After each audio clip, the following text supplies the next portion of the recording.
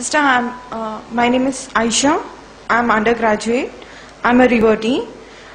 Sister, I want to ask, Islam makes women behind the veil and makes them outdated. What would you like to say about it?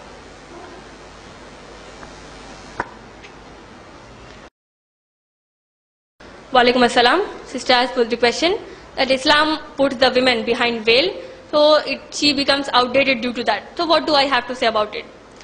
Sister, the actual concept of a woman being behind veil, it is the command of hijab, which is imposed on the woman according to the Islamic teachings.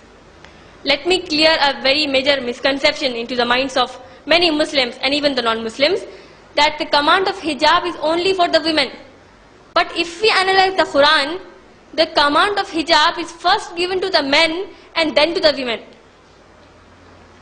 If we read the glorious Quran, sister, it is mentioned in Surah Nur, Surah number 24, ayah number 30 and 31.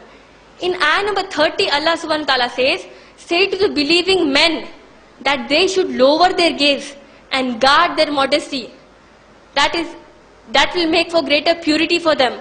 And Allah knows that whatever they do, Allah is well acquainted with whatever they do.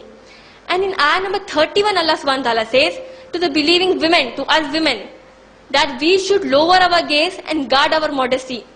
That we should not display our beauty except what appears thereof. And we should not display our beauty and ornaments. And Allah gives a list of relations with whom we can show our face, hands and feet. If we analyze these command of hijab, we can clearly see that the command of hijab, it is a bit different for both the men and the women. And if a sensible person analyzes, she can easily conclude that a small difference is there for the hijab because to suit the anatomical features of the women. For example, sister, if a man, he walks on the street topless, that will not force the women to have that sexual desire. But if the same the woman does, that will be a different case and she will land up in some other consequence, in some other controversy. So, if we analyze the purpose, why has Allah commanded hijab? It is mentioned in Surah Ahzab, Surah number 33, ayah number 59, where Allah subhanahu wa ta'ala says, O Prophet sallallahu alaihi wasallam, tell thy wives, the daughters and the believing women that they should cast their outer garments over their persons when abroad. That will make for greater purity for them. That is well acquainted. They are known as such and not molested. And Allah is oft forgiving, most merciful. In this ayat, Allah subhanahu wa ta'ala says, He gives us the reason why a woman is commanded to observe hijab. The reason is that so that she is given respect in the society, she is not degraded and she is not molested. As the ayat clearly says, molested. This is the reason, sister. Now if we feel that the woman, she gets degraded by maintaining hijab, let us analyze the society where hijab is not maintained and a society where hijab is maintained.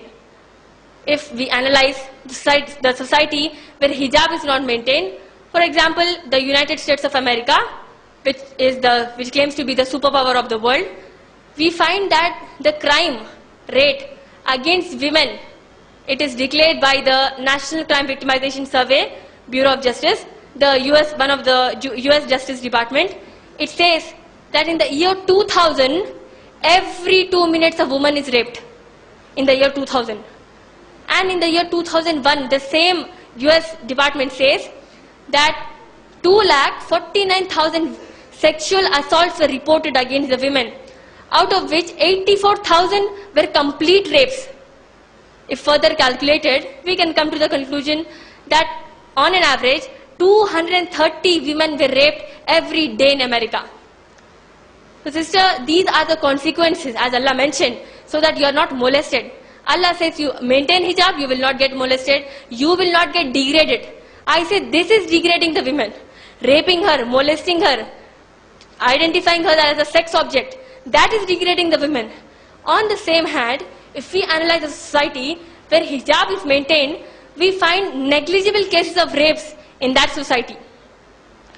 Further, sister, again there is a misconception in the minds of the people that only Islam gives the command of hijab.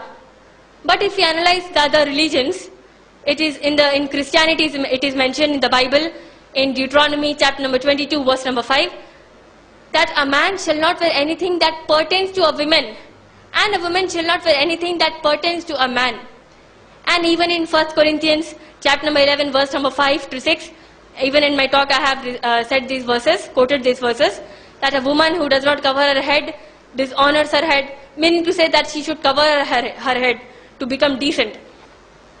Even in Hinduism, sister, it is mentioned in the book of Rig Veda, book number 8, hymn number 33, verse number 19, where a Hindu woman is commanded that you cast down your eyes and look not up, set more closely your feet, let none see what your garment veils, for you, a Brahmin, has become a pious woman. So the command of hijab is both in Islam as well as in the other religions. But if a Muslim woman, she observes hijab, she is told outdated.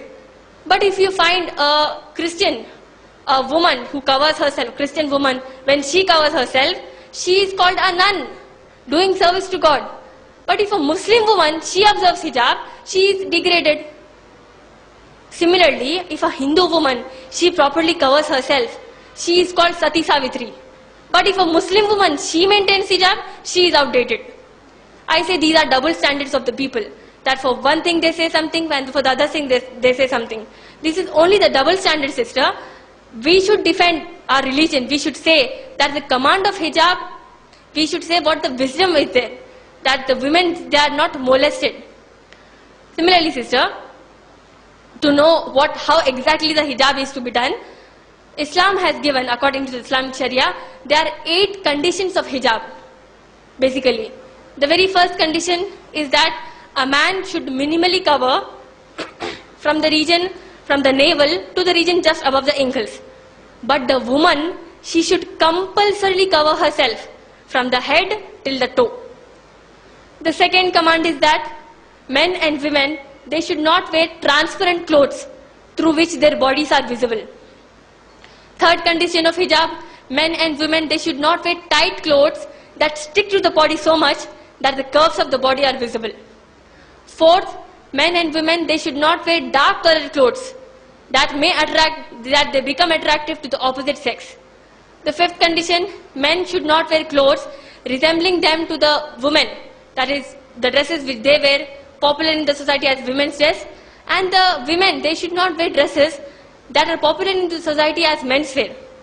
The sixth condition, Muslim men and women, they should not wear dresses resembling them with the non-Muslim men and women, or any other dress that identifies a particular non-Muslim community. The seventh condition, women, they should not apply perfume, they should not wear perfume when they are going outside the houses, because again that will be an attraction for the opposite sex. And the eighth condition is that Muslim men and women, they should not wear dresses of a particular profession to whom they do not belong. For example, a lawyer, he cannot wear an apron, the dress of a doctor, and roam in the society, because this is cheating, and Islam 100% forbids cheating and deceit. These are the 8 conditions of hijab which are to be maintained. And again the degrading part, let me give you a very simple example. If you look around the world, sister, the prime ministers, the presidents, the very VVIPs, the very, very important people of the world, we find that they are not allowed to intermingle with the common people. They are always surrounded by the bodyguards, by the security, by the Z-zone security, by the black cat commandos. Now can we say, we common people, can we say that these authorities are being degraded? We will not say, because we will say that this is for the protection of the authority. Because any risk to their life will be a risk for the whole society, for the whole nation. Similarly, if a woman, she is protected by maintaining hijab, that is to protect her modesty and chastity, so that she is not raped in the society.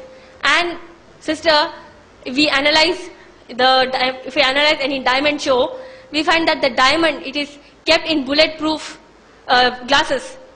Again, so that the diamond thieves, they do not come and steal. But in Islam, the chastity of a Muslim woman is much more precious than a diamond. That is why we protect it under hijab. I hope I answered.